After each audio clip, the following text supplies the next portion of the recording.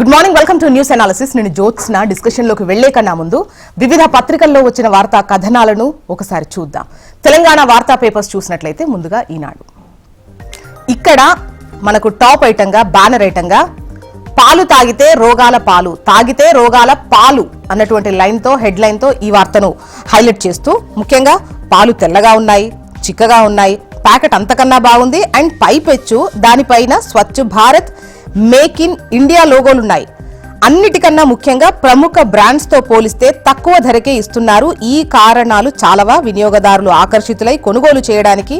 ఈ బలహీనతలనే కొందరు స్వార్థపరులు సొమ్ము చేసుకుంటున్నారు. రసాయనాలు, ఇతర పదార్థాలతో నకిలీ పాలు తయారు చేస్తూ మోసాలకు తెగబడుతున్నారు. ఈ పాలు పసిబిడ్డలు కూడా తాగుతారని తెలిసి విక్రయిస్తూ పాపాల కొడిగడుతున్నారు అంటూ ఈ వార్తను హైలైట్ చేసి, ఎసిడిక్ యాసిడ్, గ్లూకోజ్, వనస్పతిలతో పాలు తయారు చేస్తున్నారట. హైదరాబాద్ నగరం చుట్టుపక్కల జిల్లాల్లో విక్రయిస్తున్నారు. Swachh Bharat, make in India లోగోలు వేసి మరీ అమ్ముతున్నారట. ఇక ఇరు రాష్ట్రాల నుంచి ఐఏఎస్ అధికారుల రిలీవ్. ఏపీకి రొనాల్డ్ రోజ్, అమరపాలి, వాణిప్రసాద్, వాకాటి అరుణ, తెలంగాణకు సృజన, హరికిరణ్, శివశంకర్, జిహెచ్ఎంసీ కమిషనర్ గా ఇలంబర్తి, ఇంధన శాఖ కార్యదర్శిగా సుల్తానియా. ఇక తీసుకున్న కొత్త అప్పు 49,618 కోట్లు. పాత బాకీల కిస్తీలకు కట్టింది 56,440 కోట్లు. ఆర్థిక మంత్రి కార్యాలయం వెల్లడించిన విషయాలు ఇవి అంటూ ఒక కథనాన్ని, రైతులు ఉద్యోగులకు తీపి కబురు అంటూ శనగలతో పాటు 6 పంటలకు మద్దతు ధర పెంపు, ఉద్యోగులకు డిఏ, డిఆర్ అదనంగా 3%, కేంద్ర మంత్రి మండలి తీసుకున్నటువంటి నిర్ణయాన్ని ఇక్కడ హైలైట్ చేస్తూ ఈ కథనాన్ని ఇచ్చారు టాప్ లోనే. అండ్ ఆంధ్రజ్యోతికి వెళ్దాం. ఆంధ్రజ్యోతి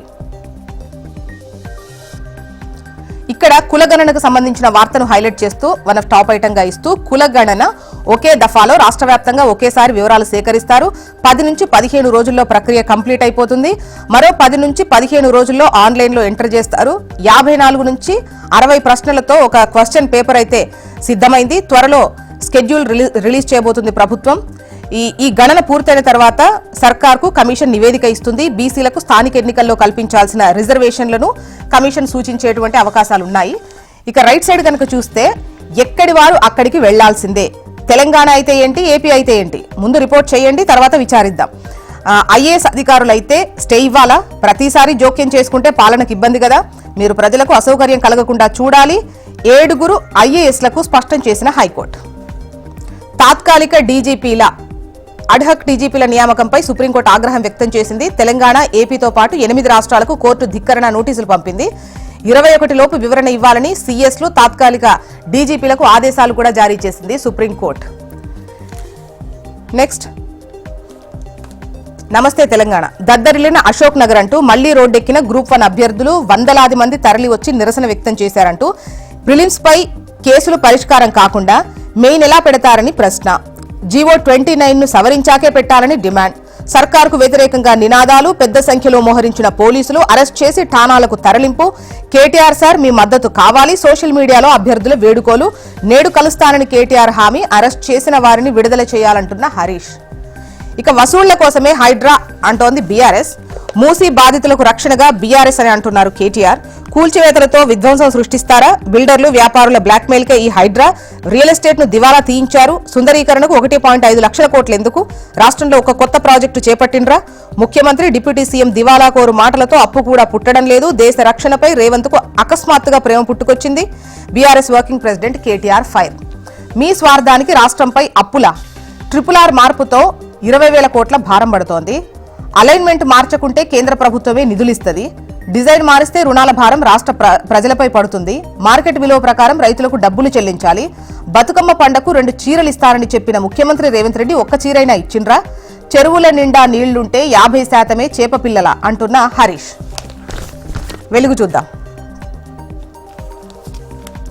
ఇక దేశంలో కటిక పేదరికంలో 12 కోట్ల మంది ఉన్నారంటూ వరల్డ్ బ్యాంక్ నివేదిక ఇచ్చింది అని ఈ వార్తను హైలైట్ చేస్తూ, స్వాతంత్రం వచ్చి 75 ఏళ్లు గడిచిన దేశంలో ఇంకా పేదరికం పోలేదు. దేశంలోని 142 కోట్ల మంది జనాభాలో 9% మందికి పైగా ప్రజలు కటిక పేదరికంలో మగ్గుతున్నట్లు వరల్డ్ బ్యాంక్ తాజా నివేదికలో వెల్లడించింది. చెన్నై అతలాకుతలం, వీడని వర్షం, వీధుల్లో వరద, 4 అంతస్తులోకి బైకులు, రికార్డు వర్షపాతంతో నిండుకుండల్లా డ్యాములు, బెంగళూరులో జనజీవనం అస్తవ్యస్తం, ఏపీలోనూ వానలు. రాష్ట్రంలో ఇంకో 4 రోజులు వర్షాలు, పలు జిల్లాలకు ఎల్లో అలర్ట్ కూడా ప్రకటించారు. మూసీపై పొలిటికల్ వార్, కాంగ్రెస్ బీఆర్ఎస్ పోటాపోటీ మీటింగ్లకు సంబంధించి ఈ వార్త. ఇక ఐఏఎస్లను ఏపీకి వెళ్లాల్సిందే అని చెబుతూ హైకోర్టు ఇచ్చినటువంటి ఆదేశాన్ని ఇక్కడ హైలైట్ చేస్తూ ఏపీకి వెళ్లాల్సిందే, ఐఏఎస్లకు హైకోర్టులోనూ చుక్కెదురు, క్యాట్ ఆదేశాల్లో జోక్యం చేసుకోబోమన్న కోర్టు రిలీవ్ చేయకుండా ఆర్డర్స్ ఇవ్వాలన్న పిటిషన్ను కొట్టివేత. ఏపీ వార్తా విశేషాల్లోకి వెళ్దాం. ఇక్కడ 5 ఏళ్లలో 20 లక్షల ఉద్యోగాలు, ఒకే రోజు 6 పాలసీలు. జాబ్ ఫస్ట్ నినాదంతో రూపకల్పన, ఉపాధి కల్పనకు దోహదం, పారిశ్రామికాభివృద్ధి, పెట్టుబడుల ఆకర్షణ ఆమోదించిన మంత్రివర్గం. రాష్ట్రాభివృద్ధి దిశగా కీలక అడుగులు, రాష్ట్ర భవిష్యత్తులో పెను మార్పులు తీసుకొస్తాయి అంటున్న సీఎం చంద్రబాబు నాయుడు.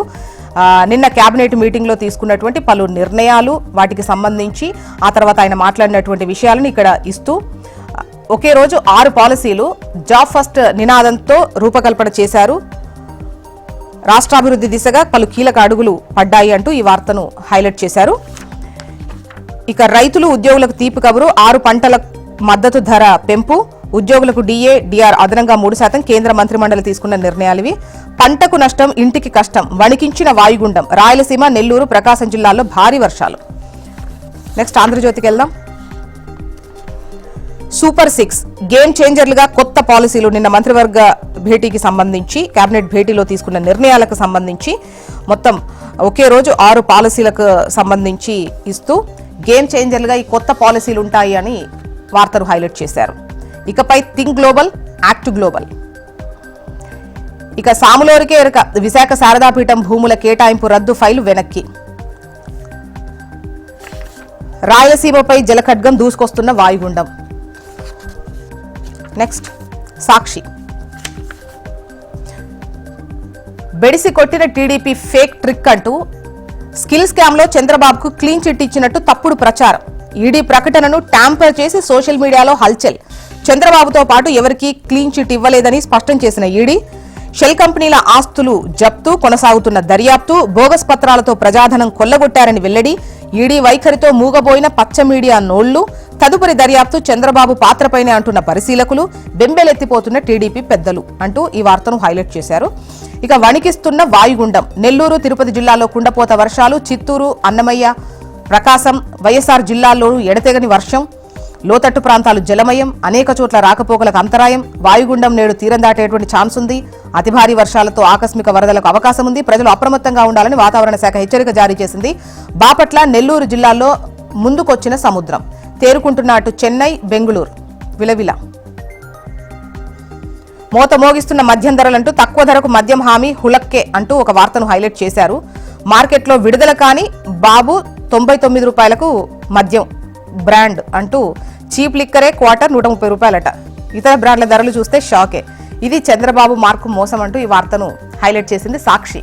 మొత్తానికి ఇవి ఇవాళ వివిధ పత్రికల్లో వచ్చినటువంటి వార్తా కథనాలు. ఇప్పుడు ఒక చిన్న బ్రేక్ తీసుకుందాం. బ్రేక్ తర్వాత డిస్కషన్లోకి వెళ్దాం. Stay tune.